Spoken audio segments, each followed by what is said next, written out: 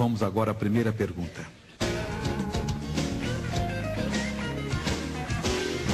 Missionário, eu gostaria de saber a respeito pelo fato da pessoa ela não ser fiel no dízimo.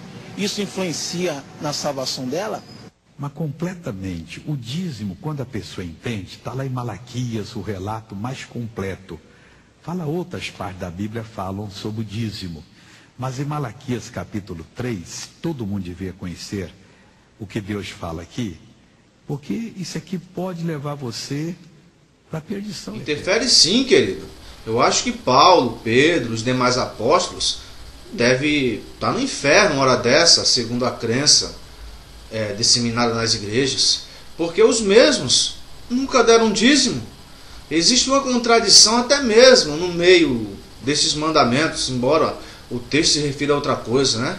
Cada um contribua segundo o que propôs o seu coração. E se eu propor 5, querido, não pode. Você tem que propor 10.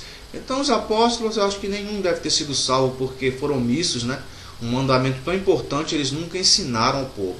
Existem outras partes que falam, claro que existem outras partes com riquezas de detalhes, mas isso não é interessante para você, não é, R.R.? Para que você não dá os textos onde ensina que o dízimo era entregue ao final de cada ano, que não podia ser dinheiro de forma nenhuma? Para que você não ensina também que de 3 em 3 anos tinha o ano dos dízimos, que era separado para o órfão, para a viúva e para o estrangeiro? Ah, mas isso não pode, né? Tem que levar para você ou para vocês.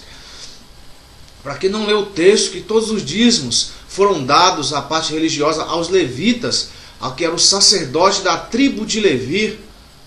Você é algum sacerdote da tribo de Levi, seu R.R.? Você é?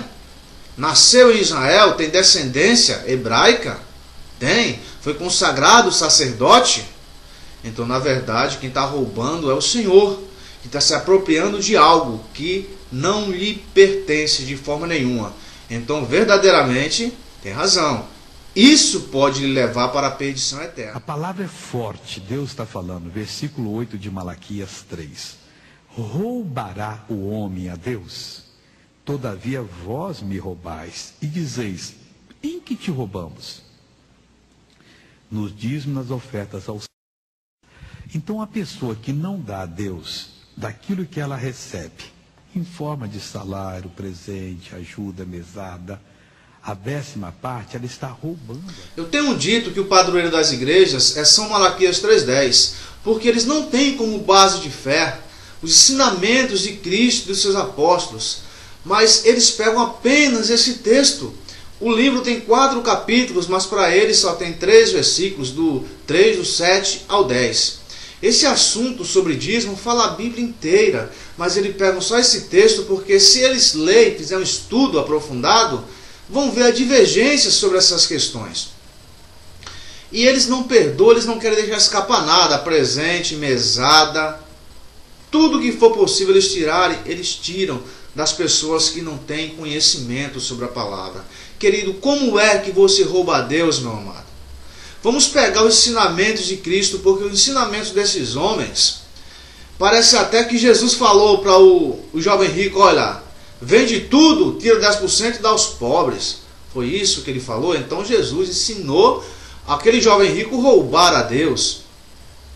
Segunda referência, por favor, leia que está passando em sua tela. Até parece que Jesus falou naquele grande dia, olha, aparta de mim porque tu não desse dízimo, tu não desse oferta, e bem-vindo, bendito de meu Pai, porque tu era dizimista e tu era ofertante.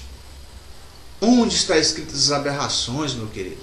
Então que possamos estar atentos para ficarmos livres desses ensinamentos de homens corruptos de entendimento e privados da verdade, achando que as coisas de Deus é motivo de lucro. Preste muita atenção no que você lê, no que você ouve, para que assim você não esteja verdadeiramente roubando a Deus. Porque Jesus Cristo, ele falou que quando você ajuda o seu próximo, você está dando para ele. Então muitas pessoas deixam de ajudar o próximo para dar nesses lugares, vende carros e faz a pior besteira na vida, induzido por esses. E acham que estão fazendo a vontade de Deus. Quando na verdade aí sim estão roubando. Deus criou esse instituto para poder manter a obra dele. E ele Disse. Não tem que rouba. Não tem outro jeito.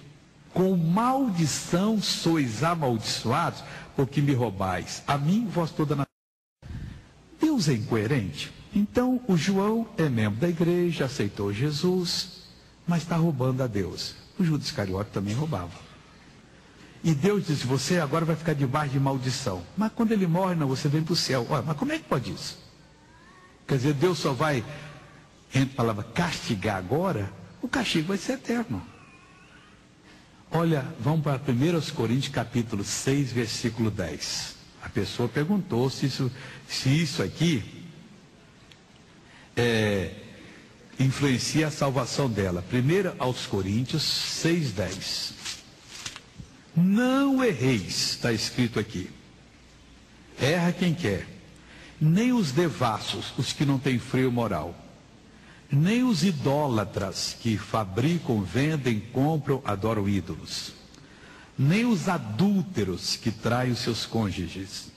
Nem os efeminados, não precisa nem explicar, né? Nem os sodomitas já estão na prática do homossexualismo. Nem os ladrões. Me chamar a palavra ladrão muito forte, eu só sou um roubador. Nem os avarentos, nem os bêbados, nem os maldizentes, nem os roubadores. Pronto. Você não quer aceitar a palavra que você está roubando o dízimo, você não é ladrão, então você é roubador. Nem os roubadores herdarão o reino de Deus. Acabou. Influencia e muito. Tem pessoas que vão ter problema no grande dia. Claro que foi Deus que constituiu o dízimo. Mas isso tem uma explicação lógica e objetiva. Deus, quando tirou o povo de Israel lá do Egito, ele escolheu a tribo de Levi para cuidar da tenda da congregação. Porque, diferentemente da nova aliança, antes da morte de Cristo, tinha um lugar específico para se adorar a Deus, onde ficava o sacerdócio santo. Então, essa tribo, eles cuidavam só das coisas do Senhor, não faziam mais nada na vida, não tinha parte nem herança. Então Deus era responsável. Então, para essa tribo não passar necessidade, foi constituído esse mandamento, junto com outros 100 mandamentos que está junto com o dízimo, e eles pegaram apenas um, assim mesmo, todo modificado, que não passa nem de longe, não parece nem de longe com o dízimo do mandamento. Mas a partir do momento que o sacerdócio foi mudado, essas coisas também foram mudadas, essas coisas foram tiradas. Nós tínhamos um sacerdócio terreno, um sacerdócio carnal, e só quem poderia receber esse dízimo era ele, porque foi assim que Deus determinou. Agora, nós temos um sacerdócio espiritual, que é o sacerdócio de Cristo. Então, se só um sacerdote pode receber, e nós temos que dar para ele, como é que nós damos a ele? Se nós dermos da forma que ele disse. Como foi que ele disse, querido? Ele disse que quando você leva 10% ao templo, você está dando para ele? Disse? Onde? Na verdade, ele disse que toda vez que você ajudar um pequenino, você está fazendo para ele. Quando o jovem rico mandou ele vender tudo, ele não mandou dar 10% no templo, ele mandou dar aos pobres. E todas as vezes, sem exceção que se fala em coleta no Novo Testamento, é se referindo à ajuda aos necessitados, não de outra forma. Mas as pessoas, querido, têm prazer em lançar maldição sobre a vida dos irmãos. Porque Paulo disse, bendito Deus e Pai do nosso Senhor Jesus Cristo, que já nos abençoou com toda a sorte de bênçãos espirituais nos lugares celestiais. Mas essas pessoas não aceitam que Cristo já nos abençoou. Fala, se você não der 10%, você vai ser amaldiçoado. Então, na verdade, são pessoas gananciosas, tendenciosas, que só lê para as pessoas preguiçosos de estudarem onde lhes convém. Mas você, para receber dízimo, você teria que ser um sacerdote da tribo de Levi. Você é, querido, um sacerdote da tribo de Levi? Onde está escrito que algum apóstolo deu dízimo? Ou quem ensinou alguém a praticar tal mandamento? Onde está escrito que quando a pessoa leva para você, está dando para Deus? Você, porventura, agora é o tesoureiro de Deus? Na verdade, você é mais um ganancioso que torcem a palavra de Deus para proveito próprio. Tome cuidado, porque você está colocando sim sua salvação em risco, torcendo as Escrituras, porque o Senhor fala: ai daquele que disse, né, eu falei sem eu ter falado, eis que eu não mandei, eles falaram. Então tome muito cuidado com esse tipo de ensinamento que você tem disseminado por aí.